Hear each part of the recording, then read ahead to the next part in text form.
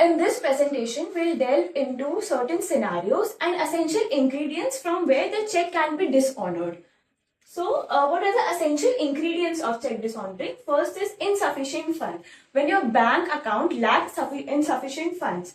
Second is signature mismatch, when your signature doesn't match from the bank account, bank records, and from the check.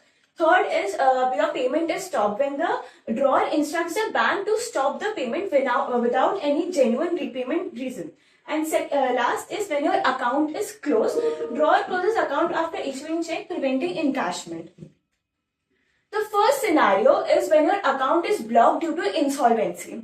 So, when your account is blocked due to insolvency, whether will it considered as an offense or not? So the answer is no. In any case, whether the drawer knows or does not know that the account is blocked due to insolvency, it will not be considered as an offense. Why it will not be considered as an offense? The answer is in the Delhi High Court ruling in the Farhad Suri versus Praveen Chaudhary. In this case, the court quashed the complaints and summoning orders holding dishonor due to statutory block under IBC.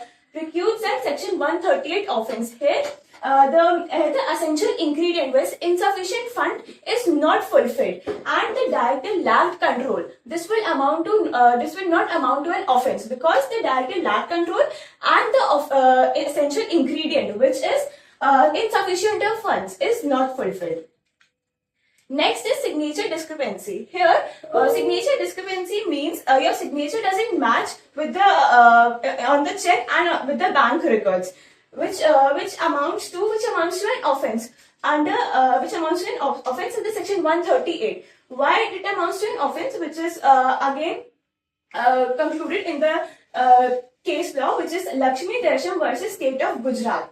Here there are two phases of the ruling. In first phase, the Gujarat High Court quashed the proceeding, stating that the essential ingredient, which is insufficiency of fund, is not fulfilled. Whereas in the Supreme Court ruling, it overruled the High Court ruling and stated that signature mismatch qualifies as dishonor equivalent to insufficiency of funds or account closure. The third scenario is when your account freezes. Now here two scenarios are given. First is when the drawer knows that the account is freeze, and second when the drawer does not know the account is freeze and still issues a check. In the first scenario, when the drawer knows the account is freeze and still issues a check, here the culpable homicide, or you may say the criminal intent, is involved in the issuing of the check, which will amount to an offense under section 138 of NI Act. Whereas in the second scenario, where the drawer doesn't know that the account is freeze and still issues a check, here no culpable homicide or criminal intent is involved. Therefore, it will not be an offense, which is further given in the case of Dipendra Singh Bedi versus State. Here the petitioner issued a post-dated check before the CGST authorities freezed his account. Okay, and the court and the ruling rationalist said that the person who has the petitioner who issued the check wasn't knowing that the account is free, freeze by the CGST authorities. Therefore, this will not be amount to an offense because that person lacked control as the statutory authority freezed his account. Last but not the least, the last is when your account is closed. In the previous slides where the essential ingredients were given, the last ingredient was account closed. Here account is closed. Whether in the account freeze we were given two scenarios. In this, whether the person knows that the account is closed or not, it doesn't matter because it amounts to an offense in both the scenarios. Yes, a dishonor of check due to account close is an offense under section 138 of NI Act. Is it equivalent to insufficiency?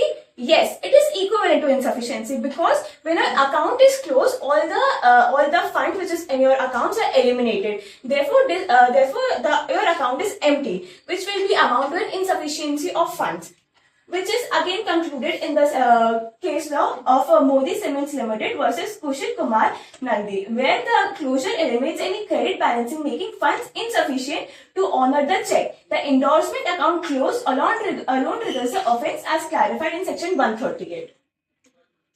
Coming on to the conclusion, which is dishonor of a check becomes a criminal offense, fulfilling all the essential ingredients, which are four, and and when the check is dishonored due to account is freeze, when your signature mismatches or account is closed, this will amount to an offense under Section 138 of NI Act.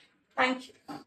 You're a customer who is living in Chennai. You took a loan, is situated in Chennai, and you issued a check to repay your loan, but the check got dishonored, and now you have permanently left Chennai, and now you're living in Kolkata, West Bengal.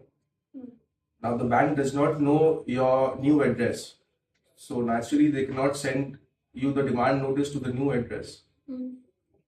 So what they did is they sent you a notice through WhatsApp. Is the notice which was sent to you through WhatsApp, is that a legally deemed service of notice? Here you told about the WhatsApp thing. Right. If the notice contains a legal authority signature, or the proper format is being followed, or the legal authorities have signed that thing, it will be considered as an legal notice that your account due to insufficiency of funds or whatever is the reason, your check has been dishonored. But mode of service through WhatsApp, is WhatsApp an effective mode of service of any notice? If the notice has been read by the person and it has been acknowledged by the person, it can be set as the deemed service.